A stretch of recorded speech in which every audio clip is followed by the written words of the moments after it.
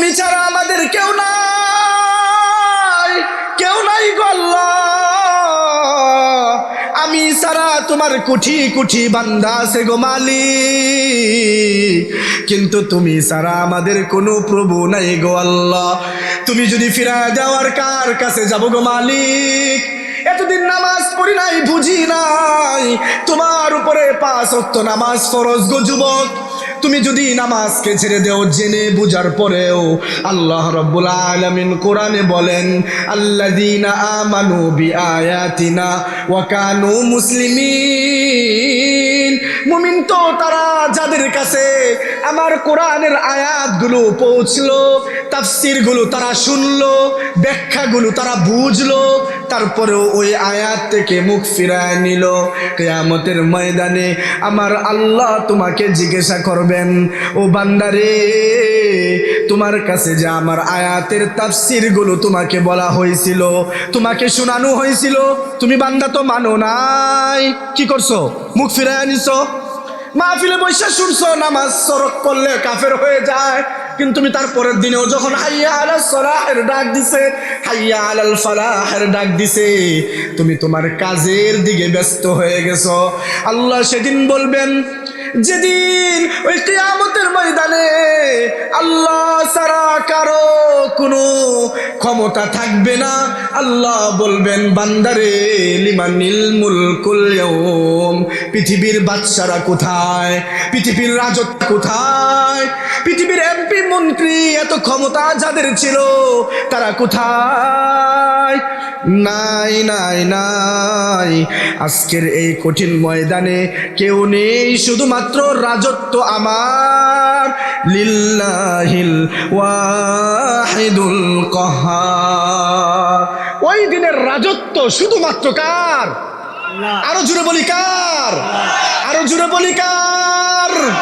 ওই আল্লাহ, যে আল্লাহ আমাকে আপনাকে সৃষ্টি করেছেন গো যুবক ভাই, ওই আল্লাহকে এত নিয়ামত পাওয়ার পরেও যদি ভুলে যায়, তাহলে আমার মতো আপনার মতো বেঈমান গাদ্দার বুঝি এই দুনিয়াতে আর কেউ রইল না, ঠিক কিনা?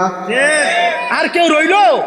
যে আল্লাহ এত নিয়ামত দিছেন, এত ভাবে বুঝাইতেছেন, তারপরেও যদি বান্দা আমার কুদরতি পায়ে সেজদা না করো, তাহলে বান্দা তোমার মতো হতভাগা বেঈমান আর কোনো বান্দা নাই। সেই জন্য প্রিয় ভাই, আজকের এই প্রোগ্রাম থেকে সর্বপ্রথম ইখলাস নিয়ে একেবারে যাদেরকে মানুষ চিনি, জাকারিয়া ভাই আছে আমাদের একজন আন্তর্জাতিক হাফেজ কারি জাকারিয়া, আরেকজন হাফেজ কারি আবু রায়হান, আরেকজন আমি। এই 3 জন হলো অন্যতম যাদেরকে মানুষ চিনে।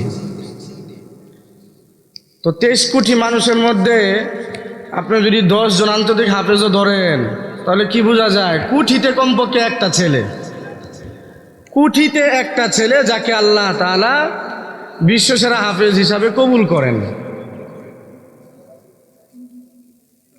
আপনাদের এই এলাকার চেয়ারম্যান মেম্বার আছে না? দেখতে যান না? আইলে কোনো অনুষ্ঠানে আসলে দেখতে যান না? কয় কোটির মধ্যে চেয়ারম্যান? 1 কোটিও না, 1 লাখও না, 10,000ও না। আল্লাহ তাআলা যাদেরকে বিশ্বসেরা হাফেজ বানান, তাদেরকে কোটির মাঝে একজন বিশ্বসেরা হাফেজ বানান।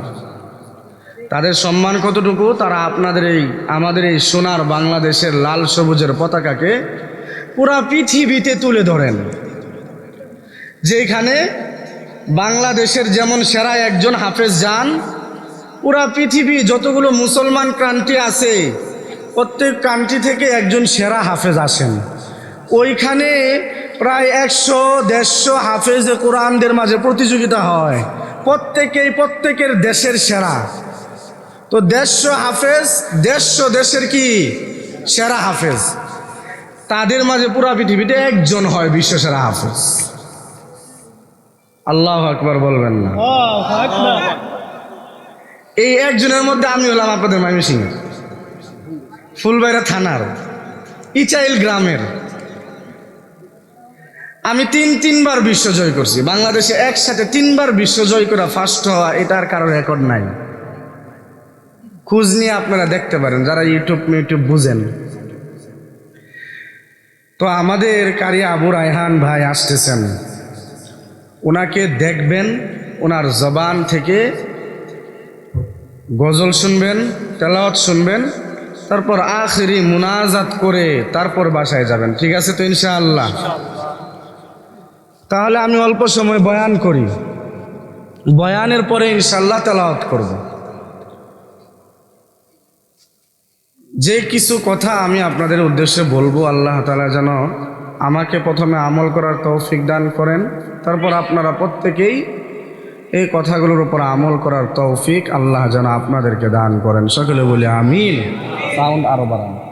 আলহামদুলিল্লাহ, আলহামদুলিল্লাহি ওয়া কাফা ওয়া সালামুন আলা ইবাদিহিল্লাযীনা ইসতাফা। أما بعد فأعوذ بالله من الشيطان الرجيم. بسم الله الرحمن الرحيم. إلا من تاب وآمن وعمل عملا صالحا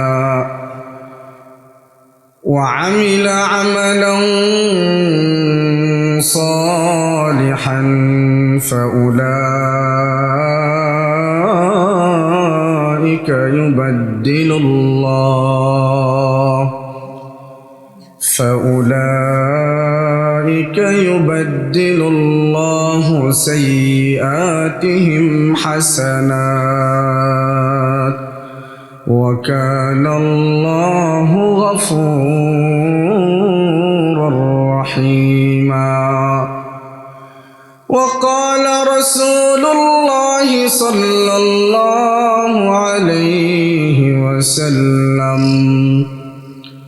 المرء مع من أحب، أو كما قال عليه الصلاة والسلام. اللهم صل على محمد وعلى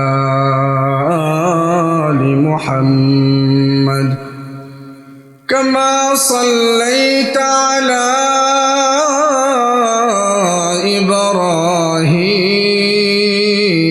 إبراهيم وعلى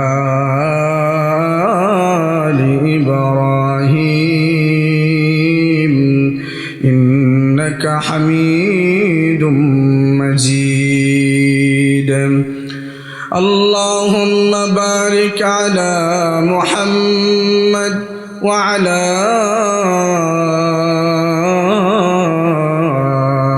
آل محمد كما باركت على إبراهيم وعلى آل إبراهيم إنك حميد مجيد.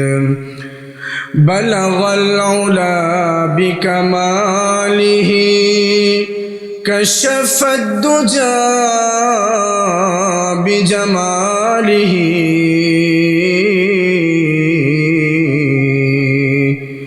حسنت جميع خصاله صلوا عليه وآله. আলহামদুলিল্লাহ, আল্লাহ রাব্বুল ইজ্জা ওয়াল জালালের দরবারে লক্ষ কোটি শুকরিয়া আদায় করব আমরা প্রত্যেকেই যে মহান রব্বুল আলামিন দারুল কোরআন ইদ্রিসিয়া নুরানিয়া হাফিজিয়া মাদ্রাসার উদ্যোগে আজকের এই আজিমুশান কোরআনিক্স মাহফিল আমাদেরকে শোনার এবং কিছু সময় এখানে এসে বসার তৌফিক দান করে দিয়েছেন। সকলে অন্তঃস্থল থেকে বলি আলহামদুলিল্লাহ। আল্লাহ রব্বুল ইজ্জা ওয়াল জালাল আমাদেরকে এই দুনিয়াতে পাঠিয়েছেন, এত সুন্দর করে সৃষ্টি করছেন। অবশ্যই রব্বে কারিমের আমাদের প্রতি কোনো চাওয়া পাওয়া আছে না নাই? জুড়ে বলতে হবে, আছে না নাই? আছে। আল্লাহ রব্বুল আলামিন কুল কায়নাতে 18,000 মখলুকাত সৃষ্টি করেছেন। কয় হাজার? 18,000। এই 18,000 মখলুকাত সৃষ্টি করার মধ্যে সবচেয়ে শ্রেষ্ঠ সুন্দর করে আল্লাহ পাক রব্বুল আলামিন আমাকে আর আপনাকে বানাইছেন। বলি সুবহানাল্লাহ। আল্লাহ রব্বুল আলামিন এই 18,000 মখলুকাতের মধ্যে আমাকে আর আপনাকে সুন্দর করে বানাইছেন। শুধু তাই নয়, আল্লাহ রব্বুল আলামিন আমাকে আর আপনাকে সবচাইতে শ্রেষ্ঠ বানাইছেন। বলি সুবহানাল্লাহ। শুধু শ্রেষ্ঠত্ব দেন নাই, আল্লাহ রব্বুল আলামিন বলতেছেন, বান্দারে আমি যে তোকে বানাইছি শুধু শ্রেষ্ঠ আর সুন্দর বানাই নাই, সুন্দর আকৃতি দেই নাই, আমি আল্লাহ তোকে এই সমস্ত পুরো পৃথিবীর মাঝে সবচাইতে শ্রেষ্ঠ নবী ও রাসূলের উম্মত হিসাবেও তোরে বানাইছি। এই সব নিয়ামত আল্লাহ কাদেরকে দিছেন? আমাদেরকে দিছেন।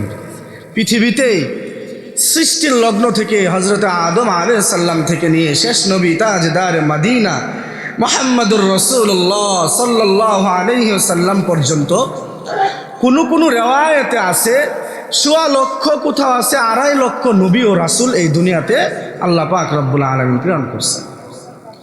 কিন্তু কোন নবী ও রাসূলকে আল্লাহ তাআলা তাদের উম্মতকে এত সুযোগ দেন নাই, এত নিয়ামত দেন নাই জান্নাত লাভের জন্য যত নিয়ামত আল্লাহ আমাকে আর আপনাকে দিয়েছেন।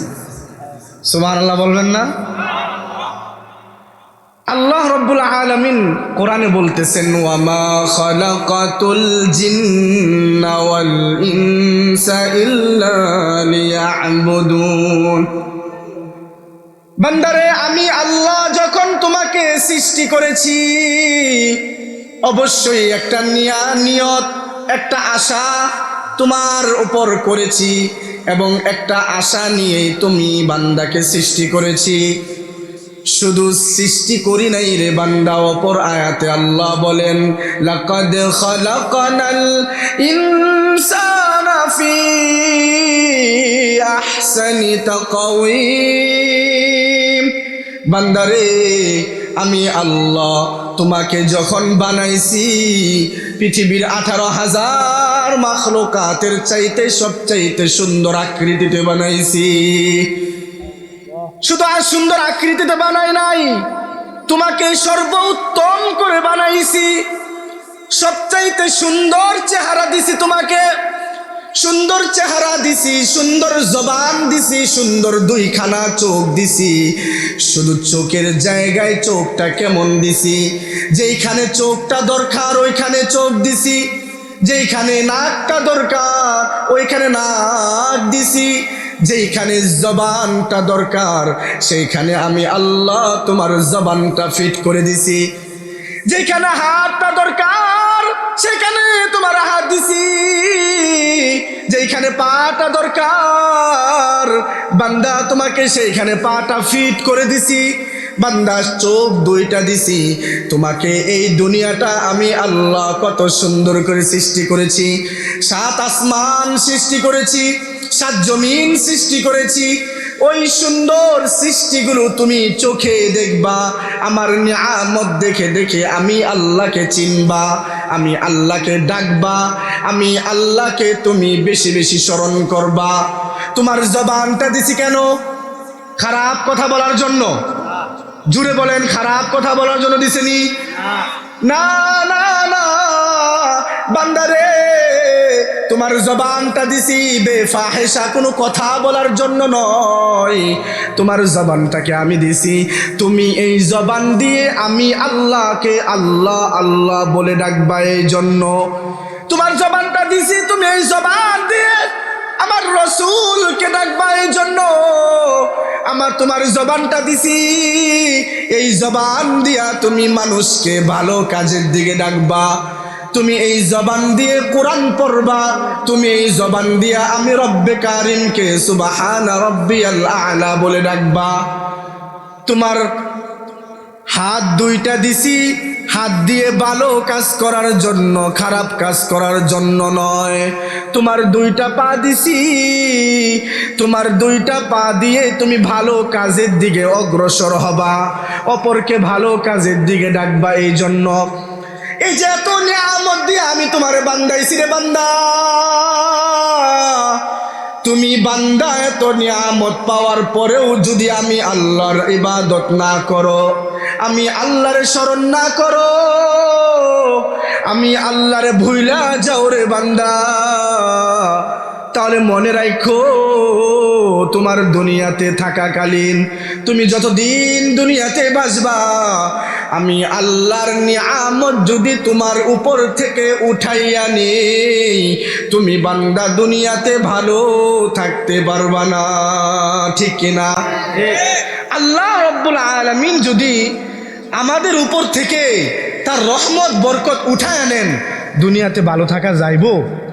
সম্ভব? কথা জোরে কর না। তার মানে আল্লাহর নিয়ামত ছাড়া থাকতে পারবেন আপনারা? একটা মিনিটের জন্য যদি জবানটা আল্লাহ অফ করে দেয় কি করবেন? পৃথিবীর কোনো ডাক্তার পারবো নি, পৃথিবীর কোনো ইঞ্জিনিয়ার পারবো নি, পৃথিবীর কোনো মেকার জবানটারে খোলায় কথা বলাইবো, জিব্রাটারে লড়াইবো? আসেনি? আপনার নিঃশ্বাসকে যদি একটা সেকেন্ডের জন্য বন্ধ করে দেওয়া হয়, তাহলে ওই নিঃশ্বাসটাকে আর নতুন করে চালু করার মতো দুনিয়াতে কারো ক্ষমতা নাই। সেজন্য আল্লাহ রাব্বুল আলামিন বলেন, বান্দা তোমাকে এত নিয়ামত দিছি, নিজের দিকে তাকাও, নিজের দিকে দেখো, নিজেকে দেখে দেখে আমি আল্লাহকে চিনো, আমি আল্লাহকে স্মরণ করো, আমি আল্লাহর কুদরতি পায়ে বেশি বেশি সেজদা করো। এখন তো নামাজের হালতই আমাদের নাই, আছে? হ্যাঁ, কয়জন দেখা যাবে এখানে ফজরের নামাজ আজকে পড়ছেন? কয়জন আছেন? 10 জন, 20 জন, 30 জন, 40 জন, 50 জন? সবাই পড়ছেন? যারা পড়ছেন আলহামদুলিল্লাহ, আল্লাহ পাক সারা জীবন ফজরের নামাজ তাকবীরে উলার সাথে পড়ার তৌফিক দান করুন। আমরা যারা পড়ি নাই, আল্লাহ পাক যেন আমাদেরকে আগামীকাল থেকে ফজরের নামাজ প্রতিদিন যতদিন বেঁচে থাকবো ফজরের নামাজ তাকবীরে উলার সাথে পড়ার তৌফিক দান করেন। নামাজ যেই ব্যক্তি ছেড়ে দেয়, উলামায়ে কেরাম বলেন, রাসূলের হাদিস, আল্লাযীনা তারাকুস সালাহ, যেই ব্যক্তি নামাজ ছেড়ে দেয় সে কি হয়ে যায়? কাফের হয়ে যায়। সে কি হয়ে যায়? ইন্নাল মুনাফিকিনা ইউখাদিউনাল্লাহা ওয়া হুয়া খাদিউহুম ওয়া ইযা কামু ইলাস সালাতি কামু কুসালা। শুধু ফজরের নামাজ যে বাদ দিয়া দিছে সে তো কাফের হয়েই গেছে, নামাজ যে ইচ্ছা করে বাদ দিয়ে দেয় সে তো কাফের হয়ে যায়। কিন্তু এই আয়াতের তাফসীরে উলামায়ে কেরাম বলেন, ইন্নাল মুনাফিকিনা ইউখাদিউনাল্লাহ ওয়া হুয়া খাদিউহুম ওয়া ইযা কামু ইলাস সালাতি কামু কুসালা। এমন ব্যক্তি যে নামাজ পড়ে শেষ ওক্তে যায়া, কোন ওক্তে? শেষ ওক্তে যায়া নামাজ পড়ে। কেমন নামাজ?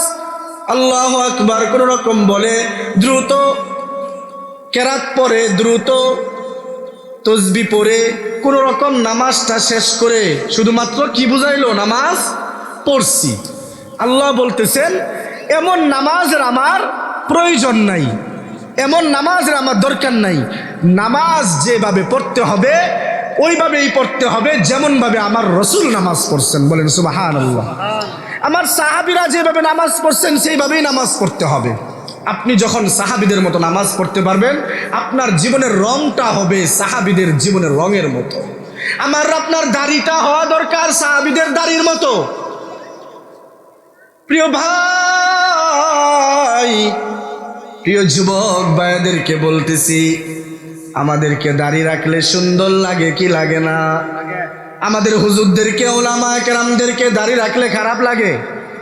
সুন্দর লাগে না? আমরা কি আপনাদের থেকে কম স্মার্ট? স্মার্ট কি আমরা বুঝি না? আমাদের কি শেভ করতে মনে চায় না? আমাদেরকে আপনাদের মতো প্যান্ট শার্ট পরতে মনে চায় না? আমাদেরকে সিনেমা হলে যাইতে মনে চায় না? সিনেমা দেখতে মনে চায় না? আমাদেরকে আপনাদের মতো চলাফেরা করতে মনে চায় না? চায়। কিন্তু ওই যে তাকওয়া, আল্লাহ বলছে বান্দা তাকওয়া তোমার অন্তরের ভিতরে থাকতে হবে, আমালে সালেহ তোমার অন্তরে থাকতে হবে। যদি আমালে সালেহ না থাকে, তোমার ভিতরে যদি তাকওয়া না থাকে, তাহলে বান্দা তুমি কখনোই আমি আল্লাহর প্রিয় বান্দা হইতে পারবা না। আল্লাহর প্রিয় বান্দা যদি না হইতে পারি, আর এই অবস্থায় যদি আমার আপনার মৃত্যু হয়, প্রিয় ভাই, এই কবরের মাটি আমার আর আপনার জন্য আরামদায়ক হবে না। আমার আল্লাহর পছন্দের বান্দার তালিকায় যদি আমার আপনার নামটা না থাকে, তাহলে কবর আমার আপনার সাথে ভালো ব্যবহার করবে না। সেই জন্য প্রিয় যুবক ভাই, দাড়িটা রাখার চেষ্টা করতে হবে। যেই দাড়িটা আপনি কেটে ফেলতেছেন, ওই দাড়িটা কাটার কারণে আপনি রসুলের কলিজা আঘাত করতেছেন। বলেন নাউজুবিল্লাহ।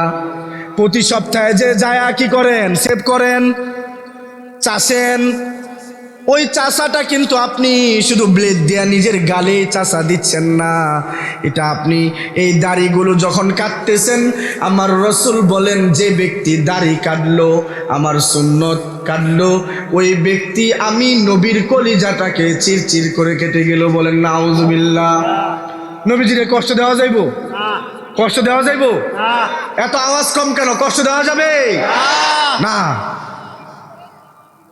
নবীজিকে কষ্ট দেওয়া যাবে না। যেই উম্মত প্রিয় নবীকে কষ্ট দিবে, সেই উম্মত কখনোই তার নবীর কাছ থেকে শাফায়াত পাইতে পারে না। সেই জন্য আল্লাহ রাব্বুল আলামিন বলেন, ইল্লা মান তাবা ওয়া আমানা ওয়া আমিলা আমালান সালিহা ফাউলাইকা ইউবাদদিলুল্লাহু সাইয়্যাতিহিম হাসানাত। যে ব্যক্তি নামাজ পড়ল না এতদিন, কিন্তু আল্লাহ তাআলার কাছে তওবা করছে। কেমন তওবা? রসুল বলতেছেন, রসুলের কাছে এক সাহাবী আসছেন, এক মহিলা সাহাবী এসে বলতেছেন, ইয়া রাসূলুল্লাহ, আমি তো বড় গুনাহ করে ফেলেছি।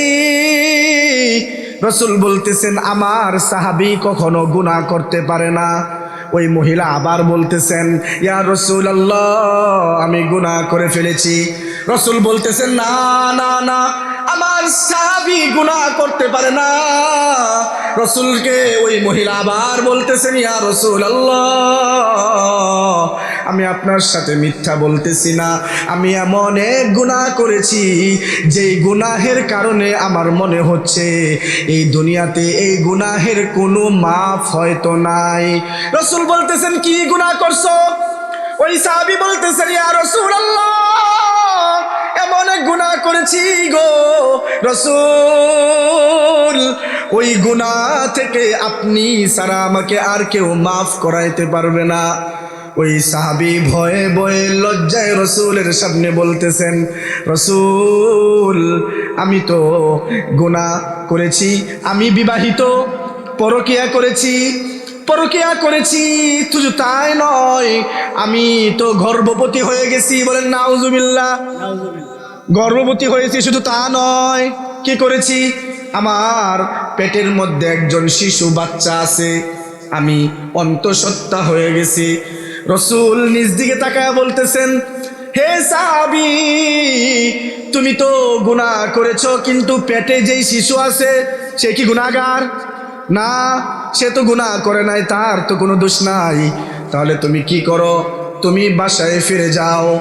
যেদিন এই সন্তান দুনিয়াতে আসবে, তারপর তুমি আমার কাছে আসবা, তোমার বিচার করা হবে।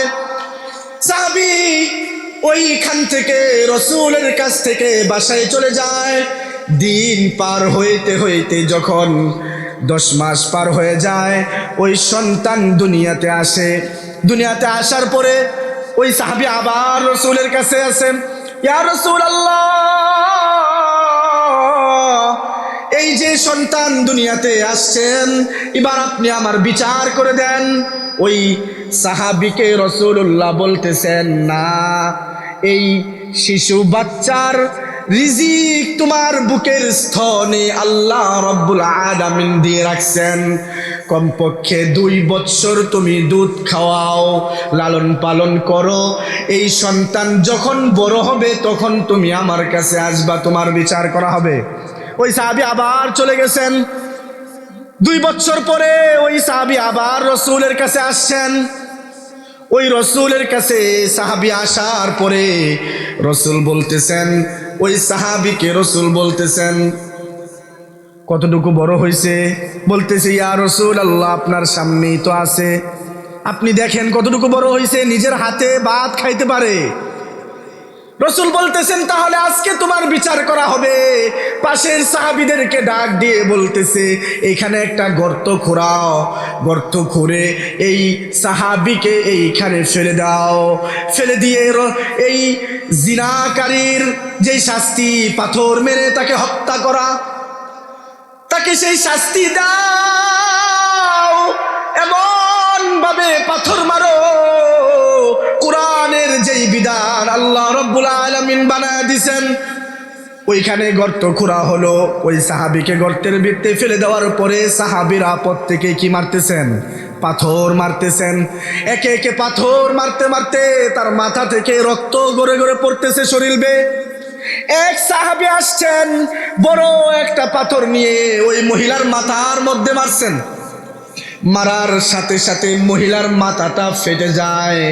ফেটে গিয়ে রক্তটা চিরকার মেরে ওই সাহাবীর মুখের মধ্যে এসে পড়ে।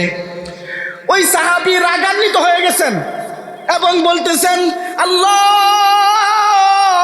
এমন একটা জিনাখুরের রক্ত বুঝি তুমি আমার শরীরে লাগাইলা। ওই সাহাবীর এই কথা শোনার সাথে সাথে রাসূল সাল্লাল্লাহু আলাইহি ওয়াসাল্লাম বলতেছেন, ও আমার সাহাবী গো, এমন করে তাকে এমন কথা বইলো না। এই মহিলা এমন তওবা করছেন, আর আল্লাহ তাআলার কাছে তার তওবা এতটা পছন্দ হয়েছে, তোমার এই পুরা গ্রামের সমস্ত সাহাবীরা মিলেও যদি তওবা করতা, তাও এত সুন্দর তওবা আল্লাহ তাআলার কাছে পছন্দনীয় হইতো না। সুবহানাল্লাহ। এই হলো তওবা। সেজন্য এই আয়াতের মধ্যে মুফাসসিরিনে কেরাম লিখতেছেন, তওবা করতে হবে খালেস তওবা। এতদিন নামাজ পড়েন নাই, কোরআন পড়তে পারেন না, বুঝে না বুঝে দুনিয়ার কত গুনাহ করে ফেলেছি ভাই। ও যুবক ভাই, এই গুনাহের কথা আমার আল্লাহ বলতেছেন, বান্দা, তুই যদি পাহাড় পরিমাণ গুনাহ করে থাকস রে বান্দা, একটা বার আমার কুদরতের পায়ে সেজদা কর আর বল, আল্লাহ, তুমি ছাড়া আমাদের কেউ নাই, কেউ নাই গো আল্লাহ, আমি ছাড়া তোমার কোটি কোটি বান্দা আছে গো মালিক, কিন্তু তুমি ছাড়া আমাদের কোনো প্রভু নাই গো আল্লাহ। তুমি যদি ফিরায় দেওয়ার কার কাছে যাবো গো মালিক? এতদিন নামাজ পড়ি নাই, বুঝি নাই তোমার উপরে 5 ওয়াক্ত নামাজ ফরজ গো যুবক। তুমি যদি নামাজকে ছেড়ে দেও জেনে বুঝার পরেও, আল্লাহ রাব্বুল আলামিন কোরআনে বলেন, আল্লাযীনা আমানু বিআয়াতিনা ওয়া কানু মুসলিমিন। মুমিন তো তারা যাদের কাছে আমার কোরআনের আয়াতগুলো পৌঁছলো, তাফসীরগুলো তারা শুনলো, ব্যাখ্যাগুলো তারা বুঝলো, তারপরেও ওই আয়াত থেকে মুখ ফিরায় নিল। কিয়ামতের ময়দানে আমার আল্লাহ তোমাকে জিজ্ঞাসা করবেন, ও বান্দারে, তোমার কাছে যে আমার আয়াতের তাফসীরগুলো তোমাকে বলা হয়েছিল, তোমাকে শোনানো হয়েছিল, তুমি বান্দা তো মানো নাই, কি করছো? মুখ ফিরায় নিছো, মাহফিলে বৈশা শুনছো নামাজ সরক করলে কাফের হয়ে যায়, কিন্তু তুমি তারপরের দিনেও যখন হাইয়া আলাস সালাহের ডাক দিছে, হাইয়া আলাল ফালাহের ডাক দিছে, তুমি তোমার কাজের দিকে ব্যস্ত হয়ে গেছো। আল্লাহ সেদিন বলবেন, যেদিন ওই কিয়ামতের ময়দানে আল্লাহ ছাড়া কারো কোনো ক্ষমতা থাকবে না। আল্লাহ বলবেন, বান্দারে লিমানিল মুলকুল ইয়াউম, পৃথিবীর বাদশারা কোথায়, পৃথিবীর রাজত্ব কোথায়, পৃথিবীর এমপি মন্ত্রী এত ক্ষমতা যাদের ছিল তারা কোথায়? নাই নাই নাই। আজকের এই কঠিন ময়দানে কেউ নেই, শুধুমাত্র রাজত্ব আমার। লিল্লাহিল ওয়াহিদুল কাহার। ওই দিনের রাজত্ব শুধুমাত্র কার? আরো জুড়ে বলি কার? আরো জুড়ে বলি কার? ওই আল্লাহ, যে আল্লাহ আমাকে আপনাকে সৃষ্টি করেছেন গো যুবক ভাই, ওই আল্লাহকে এত নিয়ামত পাওয়ার পরেও যদি ভুলে যায়, তাহলে আমার মতো আপনার মতো বেঈমান গাদ্দার বুঝি এই দুনিয়াতে আর কেউ রইল না। ঠিক কিনা? আর কেউ রইল? যে আল্লাহ এত নিয়ামত দিছেন, এত ভাবে বুঝাইতেছেন, তারপরেও যদি বান্দা আমার কুদরতি পায়ে সেজদা না করো, তাহলে বান্দা তোমার মতো হতভাগা বেঈমান আর কোনো বান্দা নাই। সেই জন্য প্রিয় ভাই, আজকের এই প্রোগ্রাম থেকে সর্বপ্রথম ইখলাস নিয়ে একেবারে খালেস তওবা করা, যেই তওবা আল্লাহ তাআলা ইল্লা মান তাবা ওয়া আমানা ওয়া আমিলা আমালান সালিহার আয়াতে বলতেছেন, বান্দা তুমি তওবা করো, খালেস তওবা। কেমন তওবা? যেই তওবা, এই যে সাহাবীর গল্প শোনাইলাম, জিনা করছেননি আপনারা? না, এত খারাপ তো মুসলমানরা হতে পারে না, কিন্তু সাহাবীরা গুনাহ করছেন কেন? আল্লাহ তাআলা সাহাবীদেরকে গুনাহ করাইছেন কেন? নবী ও রাসূলদের কি গুনাহ আছে? গুনাহ করছেন ওনারা? না, পৃথিবীতে কোনো নবী ও রাসূল কি করেন নাই? গুনাহ করেন। কিন্তু সাহাবীরা গুনাহ করছেন এবং আল্লাহ তাদেরকে করাইছেন। কেন করাইছেন? আহলে সুন্নাত ওয়াল জামাআতের আকীদা কি? আমাদের জীবনের মাপকাঠি কারা? সাহাবায়ে কেরাম। আবার আর জোরে বলতে হবে, আমাদের জীবনের মাপকাঠি কারা? সাহাবায়ে কেরাম। এটা আহলে সুন্নাত ওয়াল জামাআতের একটা আকীদা। এই আকীদাকে আপনাকে বিশ্বাস করতেই হবে। আমরা রসুলকে দেখছি? সাহাবীদেরকে দেখছি? না। সেই জন্য রসুল বলছেন, তোমরা আমার উম্মত যেন আমার সাহাবীদের চলার পথ, তারা যেইভাবে চলছেন, তারা যেইভাবে ইসলামের উপর অটল অবিচল থাকছেন, তাদের জীবনকে যেইভাবে অতিবাহিত করছেন, আমার উম্মত যেন সাহাবায়ে কেরামদেরকে দেখে পথ চলেন। সেজন্য সাহাবায়ে কেরামরা আমাদের কি? সত্যের মাপকাঠি কাদেরকে বলা হয়? সাহাবায়ে কেরাম।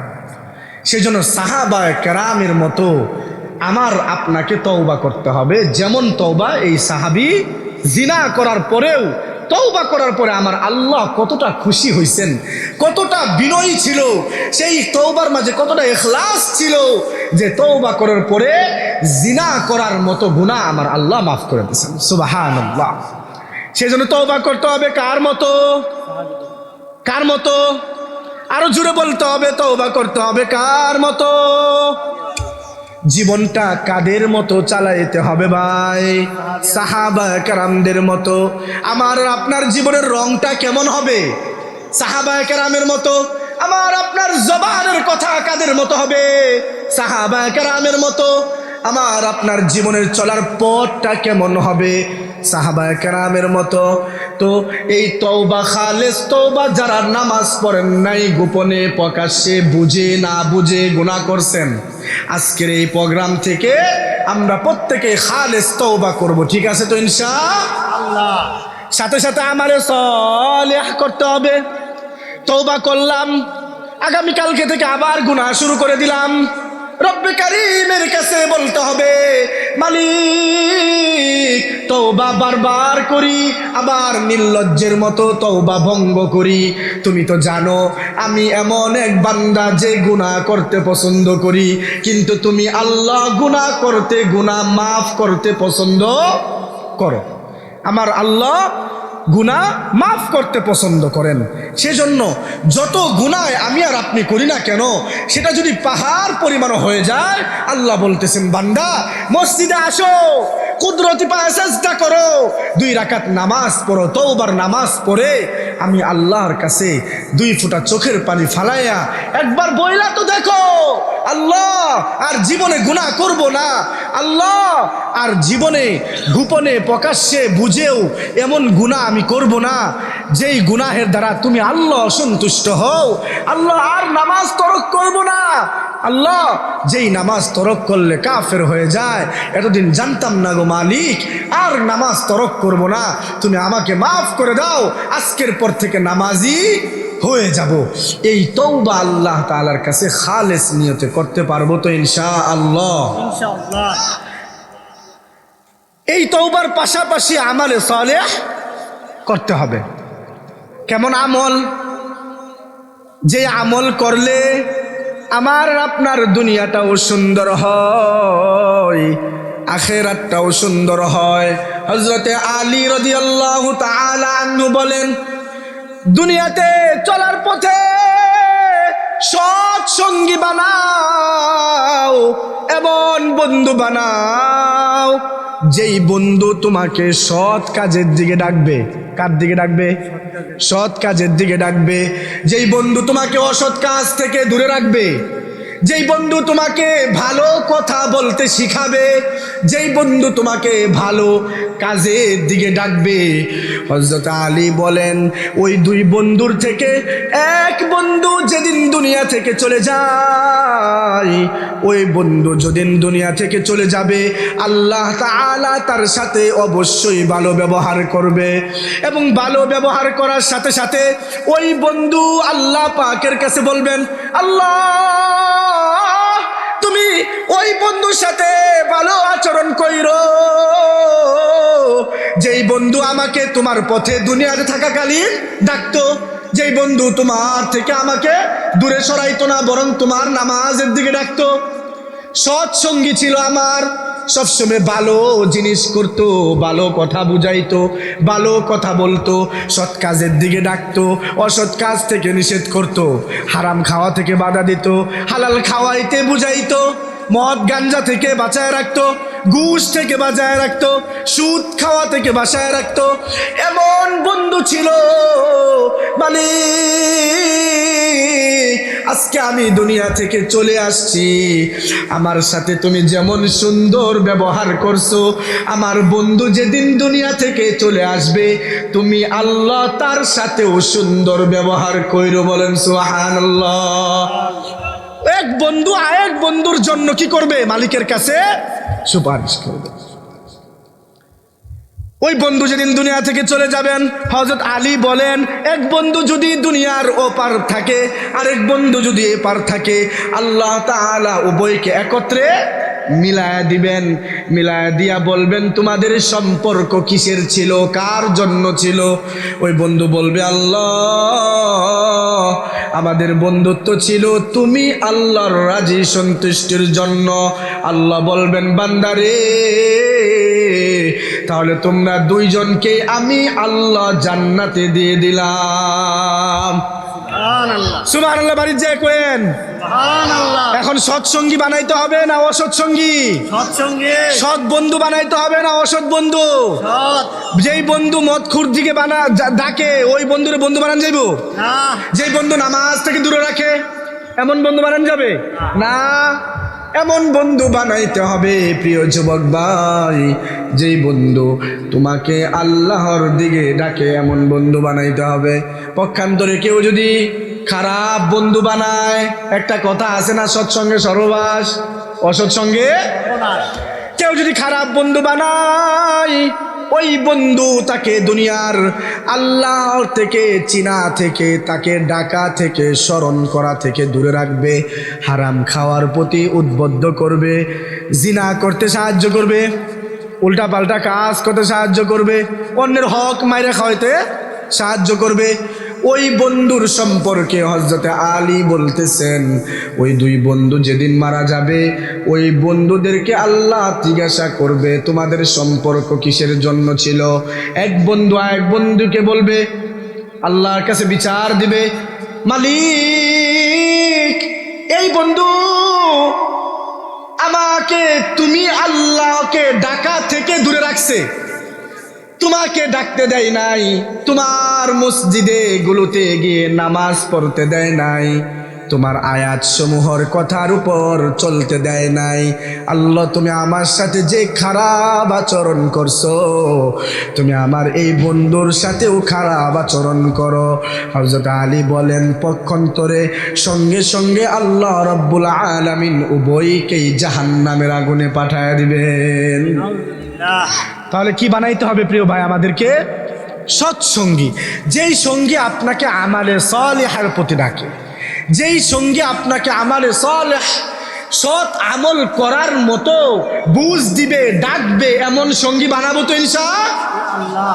তো ইল্লা মান তাবা ওয়া আমানা ওয়া আমিলা আমালান সালিহান ফাউলাইকা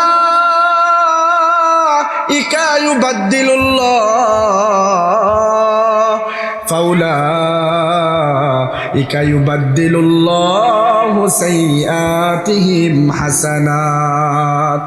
আল্লাহ বলতেছেন, বান্দা যে ব্যক্তি খালেস তওবা করলো, ঈমান আনলো, ওই ঈমানের উপরে ইস্তিকামাত থাকলো এবং আমালে সালেহ করলো, আমি আল্লাহ ওই বান্দার জীবনের সমস্ত গুনাহগুলোকে নেকি দ্বারা পরিপূর্ণ করে দেই। সুবহানাল্লাহ। ওয়া কানা আল্লাহু গফুরার রহিমা। আল্লাহ অত্যন্ত ক্ষমাশীল, আল্লাহ প্রক্রম ক্ষমাশীল, আল্লাহ এত ক্ষমাশীল যে কোনো বান্দা মালিকের কাছে ক্ষমা চাইলে, কুদরতি পায়ে সেজদা করে চোখের পানি ফালাইলে আমার আল্লাহ বলেন, বান্দা তুই চাইতে দেরি, আমি তোরে মাফ করতে দেরি না। সুবহানাল্লাহ। ওমান তাবা ওয়া আমানা ওয়া আমিলা সালিহা ফাউলাইকা ইউবাদদিলুল্লাহু সাইয়্যাতিহিম হাসানাত ওয়া কানা আল্লাহু গফুরার রহিমা। ومن تاب وعمل صالحا فإنه يتوب إلى الله متابا। যে ব্যক্তি তওবা করে, আমালে সালেহ করে, আল্লাহ তাআলা তার নেকিকে, তার গুনাহকে নেকি দ্বারা পূর্ণ করে দেন। শুধু এটুকুই নয়, আল্লাহ বলতেছেন, বান্দা আমি আমার নিকটবর্তী বান্দা হিসাবে তোমারে পছন্দ করি। সুবহানাল্লাহ। এই যে এত নিয়ামত আল্লাহ দিছেন কেন? শেষ নবীর উম্মত হিসাবে আল্লাহ আমাদেরকে বানাইছেন বিদায় এত নিয়ামত আমি আর আপনি পাইছি। এই যে এত সুন্দর করে বানাইলেন, বুঝাইলাম, আপনাদেরকে বললাম, এই যে আল্লাহ তাআলা সৃষ্টি করছেন কিসের জন্য? কিছু আশা আছে তো, আমার বান্দা কি করবে? আমার ইবাদত করবে। এই যে আল্লাহ তাআলা খালেস তওবা করলে কি ফায়দা দেয় সেটাও বুঝাইলাম। শুধু বুঝাইলাম না, শুধু খালেস তওবা করলে তওবা মাফ করেন, আমলকে নেকি দ্বারা, ডাবল নেকি দ্বারা পরিপূর্ণ করে দেন। শুধু তাই নয়, আল্লাহ বলতেছেন, বান্দা তুই যদি আমি আল্লাহ কাছে চোখের পানি ফালাইয়া তওবা করস, মাপ চাস, আমি আল্লাহ তোর তওবা কবুল করে তোরে আমার কাছের বান্দা হিসাবেও কবুল করে নিই। বলেন সুবহানাল্লাহ। তো আল্লাহর কাছের বান্দা হওয়ার ইচ্ছা আছে না নাই? কার কার আছে? হাত তুলে দেখাই। আল্লাহ তুমি এই হাতগুলোকে কবুল করে নাও। আল্লাহ আমাদের সকলকে আমারে সালেহ করার তৌফিক দাও। আল্লাহ আমাদেরকে প্রত্যেককে তোমার কাছের বান্দা হিসাবে কবুল করে নাও। আল্লাহ আমাদেরকে 5 ওয়াক্ত নামাজ তোমার কুদরতি পায়ে সেজদা করার তৌফিক দাও। সকলে হাত নামাই। ওয়া আখিরু দাওয়ানা আনিল হামদুলিল্লাহি রাব্বিল আলামিন। আপনাদের কাছে অনুরোধ, এই অল্প কিছু কথা, কেন এই 2টা কথা বোঝানোর চেষ্টা করছি। কয়টা কথা? কয়টা কথা বলেন? 2টা। 1 নাম্বার, যত গুনাহ করছি আল্লাহ তাআলা যেন আমাদেরকে আজকের এই প্রোগ্রাম থেকে খালেস তওবা করে তারপর যাওয়ার তৌফিক দান করেন। 2 নাম্বার হলো আমরা আল্লাহ তাআলার কাছে শুধু তওবা নয়, আমরা কি করব, আমালে সালেহ করব এবং আগামীকালকে থেকে 5 ওয়াক্ত নামাজ পড়ার চেষ্টা করব ইনশাআল্লাহ। পারবো তো ইনশাআল্লাহ? আল্লাহ রাব্বুল আলামিন আমাদের প্রত্যেককে কবুল করেন, সকলে বলি আমিন।